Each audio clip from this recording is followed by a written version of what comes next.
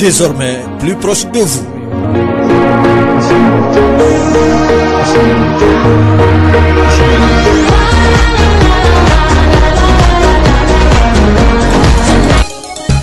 Le sport, les infos, la musique, l'actualité, le tout tamisé et servi à chaud pour vous sur Radio Clédou.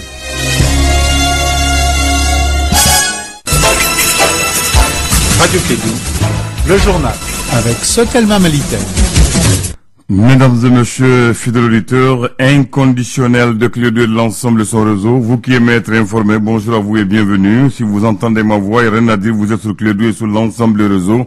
Si vous ne le savez pas, nous sommes aujourd'hui jeudi 13 avril l'an 2017, il est 7h en temps universel. Nous sommes deux dans ce beau studio qui porte le nom de Djilbaba Abdoulaye Sissoko. Alors, moi je m'appelle Guité Abdoulaye Andan, mon complice s'appelle Moussa Papa Abdoulaye Dara. Moussa, c'est bien ça? Tout à fait, Abdoulaye Andan. Comment vas-tu? Je vais très bien. Tu es bien réveillé? Bien réveillé. Alors, l'articulation de ton journal? Alors, c'est tout de suite et maintenant. Et tout de suite et maintenant, et voici le titre.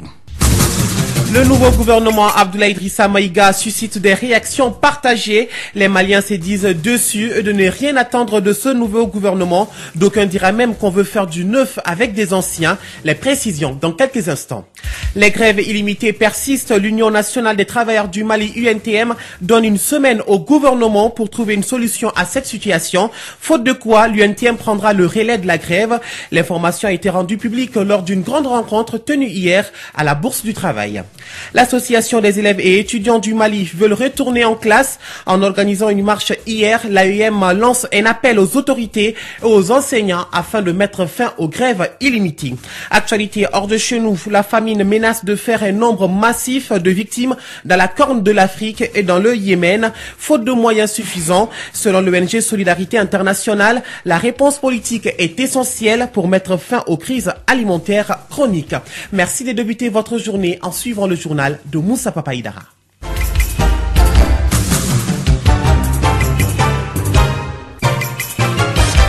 Bonjour à tous et bienvenue dans cette édition. Le nouveau gouvernement du Mali a été une déception pour les Maliens à cause de sa taille. 35 ministres, les femmes ne sont que 8 alors que certains départements ministériels ont été scindés pour permettre à des alliés politiques du régime d'être au gouvernement.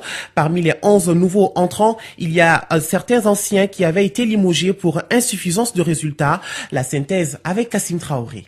Grande déception pour les Maliens et qui espéraient avoir un gouvernement de crise avec moins de ministres constatent que le nombre de ministres est 35. 11 nouveaux entrants et 25 ministres de l'équipe sortante restent à leur poste. Je suis Salif Bengali, je suis administrateur de l'action sociale. J'ai vu la liste du gouvernement hier. J'étais vraiment étonné parce que je me dis que le chef de l'État est en train de perdre les pédales. De 33, on est à 35 membres malgré la crise qui frappe notre État. 35 membres diviser certains ministères de telle sorte que certains ministres, apparemment on ne sait pas quel sera leur rôle. Et même n'ont pas de bureau. Ils sont comme des directeurs nationaux. Parmi les 11 nouveaux entrants, il y a Tchenan Koulibaly, actuel ambassadeur du Mali aux États-Unis, et le ministre de la Défense et des anciens combattants. L'avocat Maître Kassoum Tapo devient ministre des droits de l'homme et de la réforme de l'État. Moi c'est Fama Keïta. Le nouveau gouvernement aujourd'hui, c'est la déception totale. On sait qu'il ne peut rien foutre, surtout avec la crise sociale. Avant la construction du nouveau gouvernement, on a des noms qui étaient dedans avant, qui étaient répétés par tout le monde. Et on a vu ces gens-là figurer encore. Alors c'est décevant. Mais on attend juste 2018. Si ces gens-là sont venus pour triquer les élections en 2018, non, ils vont passer à côté. La grogne sociale actuelle au Mali a fait partie des ministres comme celui de la santé et de l'éducation nationale. Par contre, le secrétaire général adjoint de l'Union nationale des travailleurs du Mali, UNTM, est nommé dans le gouvernement. Mauloud Ben Katra est ministre de l'Emploi et de la Formation professionnelle. Nous espérons que le gouvernement soit un gouvernement qui va se mettre maintenant à la disposition du peuple malien. Quand vous prenez Mauloud Ben, donc c'est très bien, parce que c'est un syndicaliste, ça va lui permettre maintenant de mieux discuter avec ses autres collègues. Dans le nouveau gouvernement, le parti au pouvoir a 7 ministres. Certains de ses alliés ont un département, mais l'ADEMA PASJ a 4 ministres. L'opposition malienne ne fait pas partie du gouvernement actuel. La CMA n'est pas dans le gouvernement. La plateforme I est représentée par un ministre, à la personne de Mohamed El Mokhtar, ministre de la Réconciliation nationale. Quant aux femmes, elles sont au nombre de 8 lutte, dont la présidente de la coordination des ONG féminines du Mali, Traoré Oumou Touré. Il n'y a pas eu d'augmentation du nombre de femmes dans la nouvelle équipe gouvernementale d'Abdoulaye Idrissa Maïga. Une violation des droits des femmes selon Boiré Bintou Founé de l'organisation Wildaf Mali. Elle estime que la loi 052 du 15 novembre 2015 instituant des mesures pour promouvoir le genre dans les postes nominatifs et électifs n'a pas été respectée. Nous vous proposons de l'écouter. Le constat pour nous aujourd'hui, c'est que la loi 052 qui fait la promotion du genre et qui prône la présence de 30% de l'un ou de l'autre sexe à des postes de nomination et électifs n'a pas été respectée par le gouvernement. Sur les 35 membres du gouvernement, on devrait au moins avoir 10 à 12 femmes dans ce gouvernement. Le constat est que nous avons 8 femmes et nous souhaitons vraiment que le gouvernement, dans des conditions comme ça, est-ce que nous devons vraiment faire confiance à ce gouvernement? La première chose, c'est le respect des engagements. Et aujourd'hui, le Mali doit tenir ses engagements, que ce soit la promotion de la loi 052, mais aussi il y a d'autres engagements auxquels le Mali fait carrément fi. Donc nous, de la société civile, nous interpellons le gouvernement, nous interpellons le Premier ministre et nous interpellons le chef de l'État qui s'est engagé à ce que cette loi soit adoptée et se doit quand même de respecter cette loi. Voilà l'interpellation de Boiré Bintou Founé Samaké de l'organisation Wildaf Mali. Les réactions ne faiblissent pas par rapport à cette nouvelle équipe gouvernementale. On veut faire du neuf avec des anciens. Tels sont les propos de Nouhoum Togo, conseiller technique chargé de la communication au sein du cabinet du chef de l'opposition malienne. Il a été joint au téléphone par la rédaction. Nous n'avons pas vu beaucoup de changements parce qu'il y a 12 rentrants, 14 restent à leur place, 2 revenants et puis 8 sortants. Nous avons voulu donc avoir des hommes et des femmes capables de prendre la main pour gérer les différentes crises aujourd'hui que le Mali traverse, surtout au niveau de l'aspect santé, de l'éducation. Mais à mon humble avis, aujourd'hui, ce qui se passe au niveau de l'éducation, le professeur Sow qui vient d'arriver n'a pas compris de tout ce qui s'est passé avec la vision de Ebola. C'est lui qui va gérer la crise sanitaire. Au niveau de l'éducation, la ministre de l'administration territoriale qui vient là-bas, Mohamed Akarlaf, pour gérer l'éducation, quel type d'éducation on veut donner au peuple malien. Donc, c'est des questions qui sont posées. Au niveau de la promotion de la femme, homo, société civile, elle se retrouve aujourd'hui au niveau du ministère de la promotion de la femme. Ben Kapra, au niveau de l'INTM, deuxième responsable, qui se retrouve au niveau de la promotion de la formation. Alors, donc, ça pose beaucoup de doutes que le cas FM, c'est-à-dire le FM a été qualifié. Les parents du FM ont été renvoyés. D'autres ministres, comme Bastille, ont été renforcés. Alors, donc, en gros, nous pensons pas qu'il y a eu beaucoup de changements sur l'équipe. C'est-à-dire que les anciens, on veut franchement des nouvelles. Il est donc le conseiller technique chargé de la communication au sein du cabinet du chef de l'opposition en malienne, Nouhoum Togo, que vous venez d'écouter à l'instant. Vous le savez, les grèves illimitées qui connaissent certains secteurs dans notre pays auront eu raison sur eux. Il s'agit de Marie-Madeleine Togo et Barthélemy Togo, respectivement ministres de la Santé et de l'Éducation de base, qui ont quitté le gouvernement au profit du professeur Sambasso et Mohamed Agerlaf, des secteurs sensibles de l'État paralysés par des grèves depuis quelques temps maintenant. Et justement, comment les syndicalistes de la santé et de l'éducation accueillent-ils de nouveaux titulaires à l'arrivée donc à la tête de leur département? Mamadou Kane s'en est intéressé. En grève illimitée depuis plus d'un mois, les agents de la santé souhaitent, avec l'arrivée du professeur Sambasso, un déblocage rapide de leur situation. Sinali Sanogo, deuxième secrétaire adjoint du syndicat de la santé, de l'action sociale et de la promotion de la famille. On lui souhaite la bienvenue. On lui souhaite un esprit suffisamment large pour pouvoir mieux appréhender les problèmes et apporter les solutions le plus vite possible. Ne pas jouer au pompier surtout. En tout cas, vraiment, n'importe qui à la tête du département, on souhaite une meilleure collaboration si vous ouvrez la porte. Amadou Koulibaly, secrétaire général du syndicat national de l'enseignement de base, membre signateur de l'accord du 15 octobre 2016, un secteur en grève de 10 jours depuis ce lundi. Nous avons dit qu'il ne s'agit pas de changer l'équipe, il s'agit tout simplement de faire face au problème. Je dis tant qu'on ne fait pas face au problème, on va enlever un ministre et un nouveau va venir. Donc ça veut dire quoi? Vous n'attendez rien de ce nouveau ministre? Bon, nous attendons, ce que nous attendons du nouveau ministre de l'Éducation nationale, c'est l'application des accords qu'on a signés le 8 janvier 2017. C'est tout ce que nous attendons du ministre rentrant. C'est ce que nous avons demandé à Barthélémy. La santé et l'éducation, des domaines prioritaires dans l'agenda du nouveau chef de gouvernement, Abdoulaye Idrissa Maïga.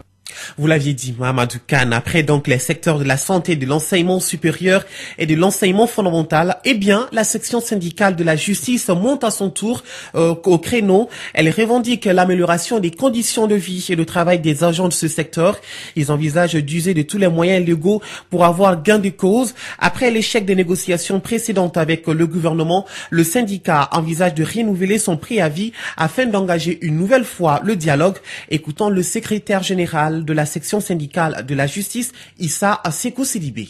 Nous avons déposé un cahier de doléances dont la teneur suit. Octroi d'une indemnité de participation à la judicature au personnel de la justice. Ça, c'est le premier point. La revalorisation du taux de prime de risque pour le personnel de la justice. Le troisième point, la création d'une direction des ressources humaines, conformément à l'esprit de l'ordonnance numéro 09009 PRM du 4 mars 2009. Le quatrième point, c'est l'adoption des textes portant création des services pénitentiaires d'insertion et de probation. Le cinquième point, c'est l'adoption des textes portant création du service social de la justice, des services sociaux spécialisés auprès des tribunaux et des établissements pénitentiaires. Le sixième point, ça c'est l'octroi d'un crédit de fonctionnement à travers la création d'une ligne budgétaire en faveur des services sociaux spécialisés des tribunaux et des établissements pénitentiaires inclus du Mali. Le septième point, ça c'est la valorisation des frais d'enquête sociale à travers l'institution d'une indemnité d'assistance judiciaire et d'enquête sociale en faveur des travailleurs sociaux de la justice. Le huitième point, ça c'est l'ouverture du bureau de l'enfance et sa dotation en moyens adéquats de fonctionnement et la nomination des délégués à la protection de l'enfance. Le neuvième point, ça c'est le renouvellement de la commission d'élaboration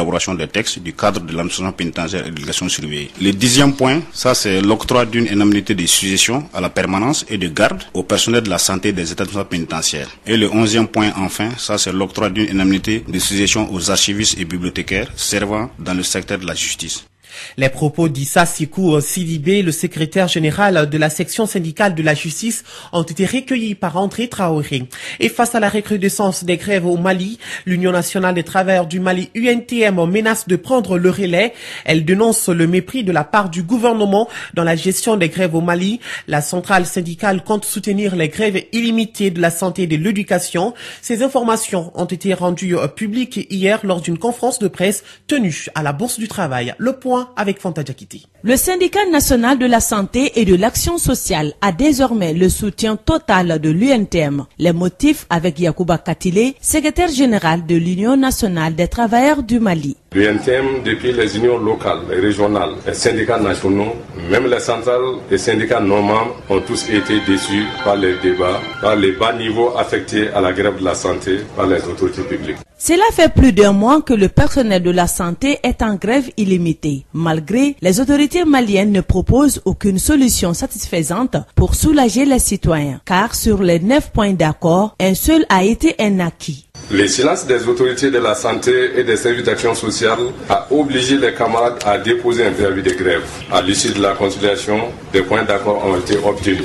Malgré le chronogramme d'exécution détaillé et une commission de suivi, les ministres des départements concernés non seulement n'y répondaient pas aux sollicitations écrites du Bureau national du syndicat de la santé, mais également certains refusaient toute audience à ses responsables. Même au plus fort du régime dictatorial, les syndicats ont toujours eu des contacts fréquents et directs avec les ministres. Selon Yacouba Katile, secrétaire général de l'Union nationale des travailleurs du Mali, ce silence démontre un mépris de la part de nos autorités face à ces problèmes sociaux. Les populations souffrent, mais c'est l'entêtement des départements chargés de la santé et des affaires sociales à piétiner les travailleuses et travailleurs qui est à l'origine d'un ras-le-bol qui vous touche tous maintenant. Les populations souffrent, pour autant l'État félicite, encourage les ministres fautifs, négligents, même irrespectueux à l'égard des travailleurs.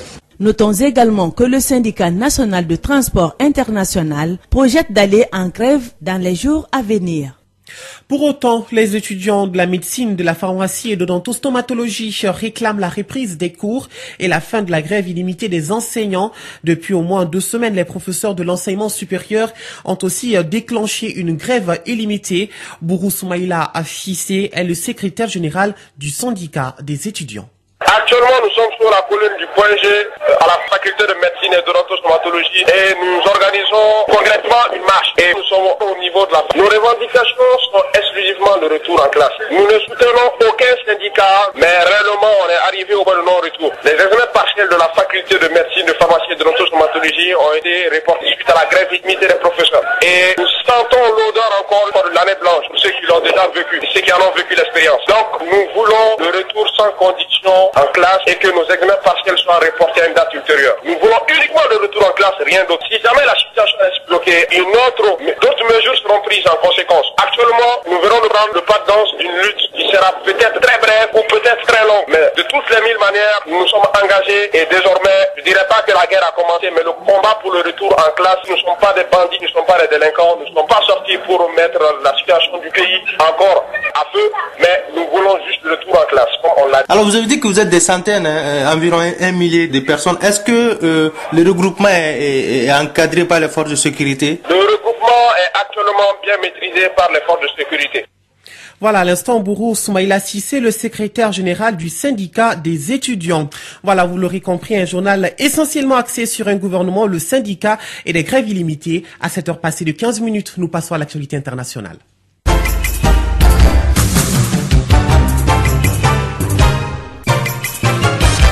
En Afrique du Sud, presque tous les partis politiques, à l'exception de 2, ont défilé hier à Pretoria pour réclamer la démission de Jacob Zuma et dénoncer la corruption du gouvernement. Au même moment, le président sud-africain fête son 75e anniversaire avec ses militants à Soweto.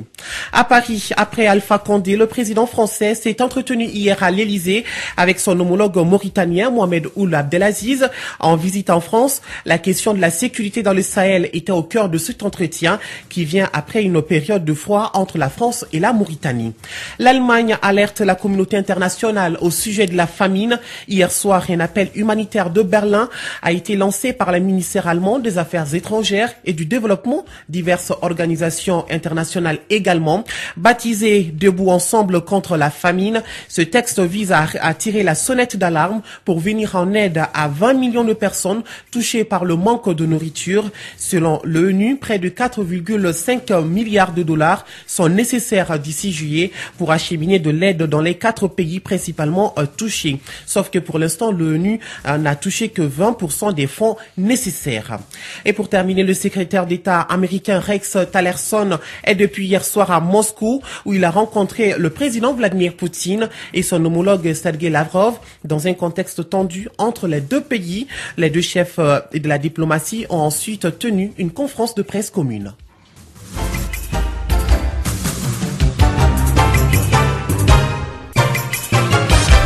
Parlons à présent de la couleur du temps. Eh bien, retenez que le ciel sera clair à peu nuageux sur l'ensemble du pays. Les vents seront en direction nord-est d'intensité faible à modérée sur l'ensemble du territoire. La visibilité sera moyennement réduite par la poussière en suspension dans les régions de Caille, Mopti, Tombouctou, Taoudini, Kidal, Gao, Menaka, environ 5 km et légèrement dans celle de Koulikoro, Sikasso et Ségou, environ 8 km. Les températures seront assez stables sur l'ensemble du pays. Et quant au district de Bamako et environ, le ciel sera clair à peu nuageux avec un vent de direction nord-est d'intensité faible à modérée.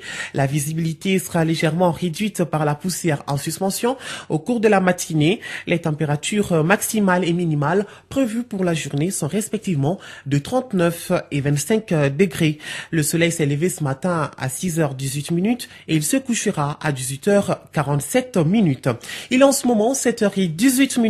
Voilà, vous savez tout pour l'actualité de cette matinale. C'était le duo de choc, Abdoulaye Ondan et Moussa Papaïdara. Vous pourrez suivre ce journal sur YouTube et sur les www.info-mali.com. La pensée du jour avant de nous quitter. La réussite est un état d'esprit. Si vous voulez réussir, commencez par vous considérer comme une réussite. Alors, excellente journée de jeudi à tous. Radio Kédou, le journal avec Sotelma Malitaire.